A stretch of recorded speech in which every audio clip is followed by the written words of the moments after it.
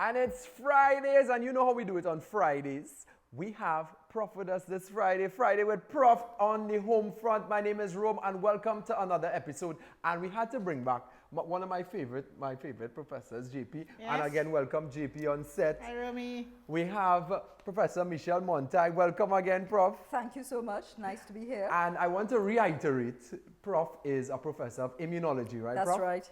And I started off this episode a bit different, Sure. JP, because for the past couple of weeks, I was so surprised that people will actually believe information they get via a WhatsApp voice note or a YouTube random video or some neighbor telling them something versus the professionals. And we have the Prof on set to clear up all of these things. So you all listen up carefully, because today, Prof, we want to talk a bit about the entire process from when someone gets infected with COVID-19 to how their immune system fights it and how it would actually lead to death.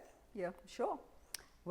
Shall we start? Yeah, let's go one time. Okay, so let's start with you taking in some of the virus, all right?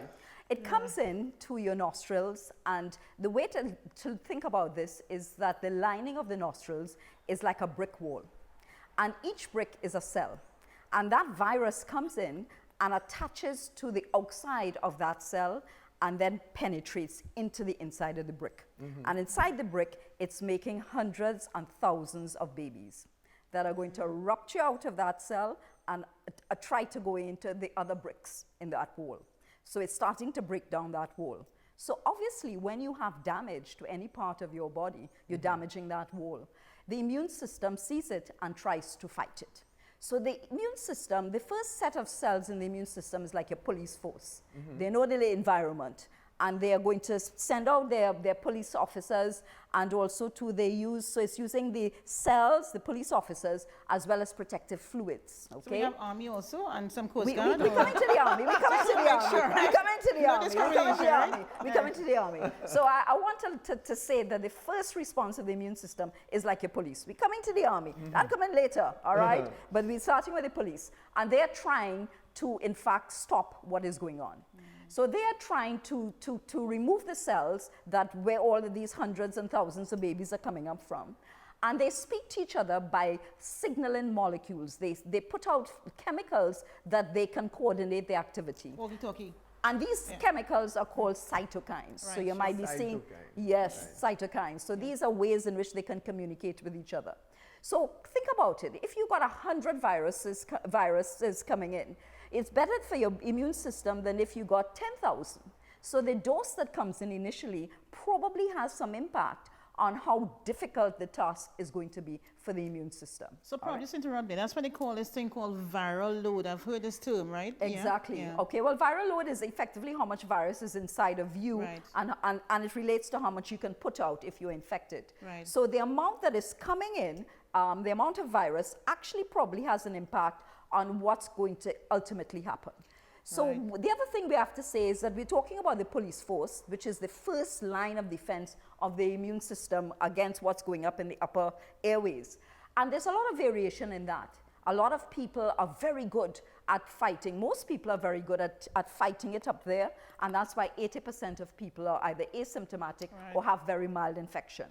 But we do know actually that people who are genetically not able to mount that good police protection, that they are very much predisposed to having more severe infection. So it's two things really. It's not just the infection, but if you get a high dose of infection, and also genetics with that too.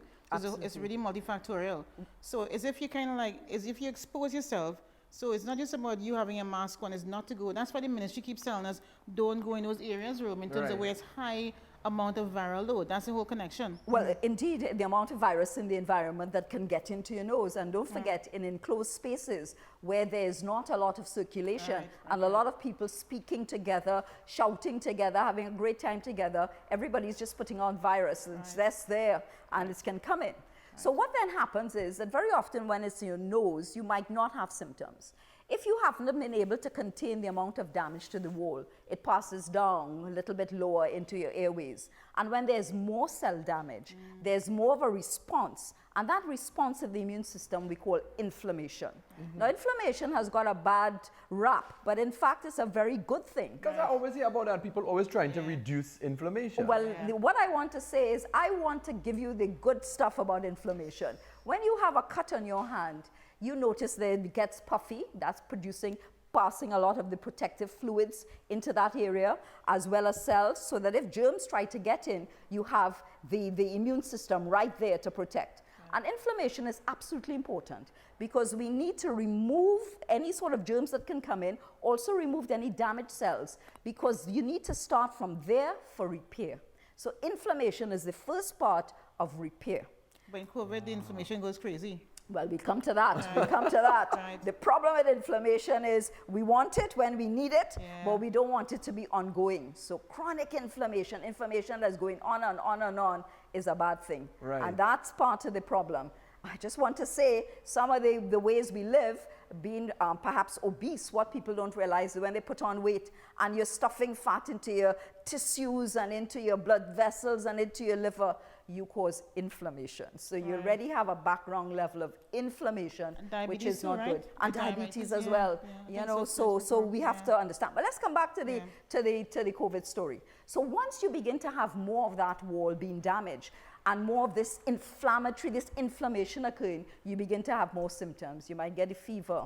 You perhaps get a little bit of a cough. You have the sore throat, yes? You don't feel quite well. It's a way of the body saying, look, you're sick, sit down here so you're not going out there to party and infect people, all right? So that's another a way of the inflammation changes our behavior, so we stay home. We use our energy in the battle, okay? Not to go online and have a great time, all right? So, okay, so if we fail to contain it, and don't forget, these virus particles are going into different cells and making all these daughters that are infecting more cells. It means that a lot of virus. Daughters and sons. What's that? Daughters and sons. Okay, daughters and sons. Right, babies. It means it's getting lower and lower down your respiratory tract. Right. And then it can hit the lungs.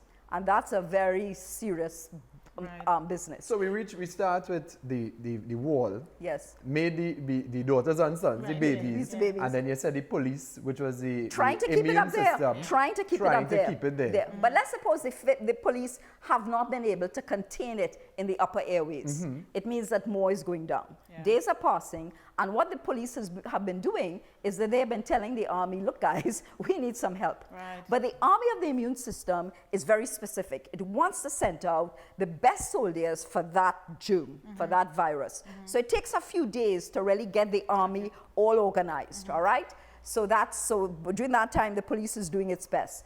So in the meantime, if you have a lot of virus and you haven't been able to keep it up there, it's moving down the respiratory tract. It gets down to the lungs. Well, that's where the party for the virus begins. Right. The virus, lots of particles get down there, particles get down there, and there are lots of cells that it can infect. And these cells are lining the air sacs. When we take in air, it goes right down. We have like little balloons at the end, and these balloons expand with the air. And from these balloons, these air-filled balloons, the air passes into blood vessels, which are just under these small balloons. So it's very important to keep that area clear. That's where we exchange, I think it's oxygen and carbon dioxide. That's where we exchange. We take in the oxygen and we get off all the waste stuff, which we call carbon dioxide. So these are very delicate. And the cells, think about it now, that's a wall as well, but it's a permeable wall. It stretches, it's like cling film, but they have cells in that cling film. And what happens is that if the virus gets in there, it starts to destroy those. The immune system now has brought in the army is coming in, and they're trying to coordinate a response, okay?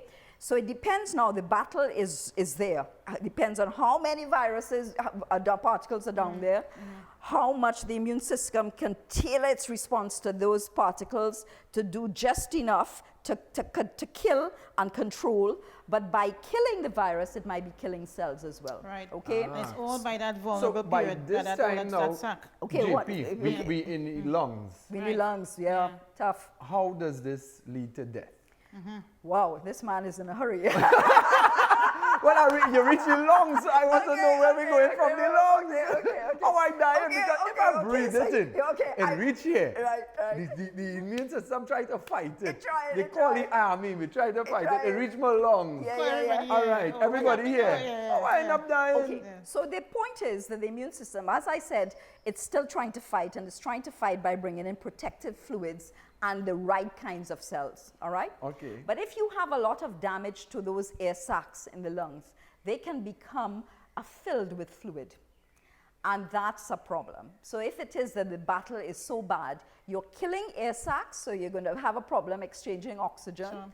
Getting in oxygen and exchanging. Right. In addition, and the fluid that comes in can fill the air sacs, can fill the space around the air sacs, so it becomes more difficult for air to pass into the blood. Wait, before we even go, where does this fluid come from? Because I think in my lungs should only have air. Well, we have blood vessels, and that's what happens. Notice, so if you had that cut there, it tends to get red because you're putting more blood into the area, and you're taking the protective fluids out of the blood into the tissues, you see?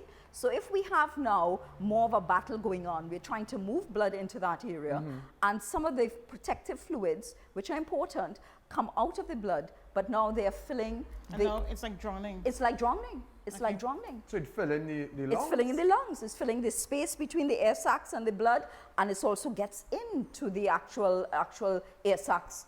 And that's what happens. But it's two things, right? Probably is a drowning thing, plus I think it's a clot. We also make more Okay, so clots. we come to the clot. So one of the problems we have is if the organism, the virus, gets into the blood vessels, it disturbs the lining of the blood vessels. You have to think blood vessels are like highways, okay? They're like streets. Could you imagine driving along the Solomon Hochoi and you have the hard edges, what do you call them now, on both barriers? sides? No, not barriers. Where if you could pull aside if it is you have a problem. Shoulder? The shoulders. Could you imagine if it is those shoulders are now damaged and so what happens is that it could become a little chaotic if there's a problem, all right?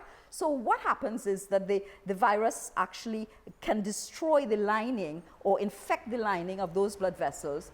And when you do that, you tend to cause the blood to become more clottable, if you wish, or coagulable. No, so the lining normally keeps blood flowing. It's very important, these cells lining the blood vessels, they keep blood flowing. And when you damage them, that protection is lost and blood tends to clot more easily. So we now start to make big clots. So we have a problem. So when we make big clots, it means that we cannot get blood into an area. If we can't get blood into an area now, we cannot even oxygenate it, right? Because we're not only talking about the lung, we're now talking about the rest of the body. Right, heart and brain, so stroke kidney, and heart attack, right? That's right, heart, brain, kidneys, other parts of the body, all right? And lungs itself, because we can lungs get like clot to the lungs. Lungs itself coming from the heart back into the lungs. So yes, that's another problem. So a lot of fluid getting into the lungs, as well as all these clots forming in the body, and also damaging by the lack of oxygen going into the tissues.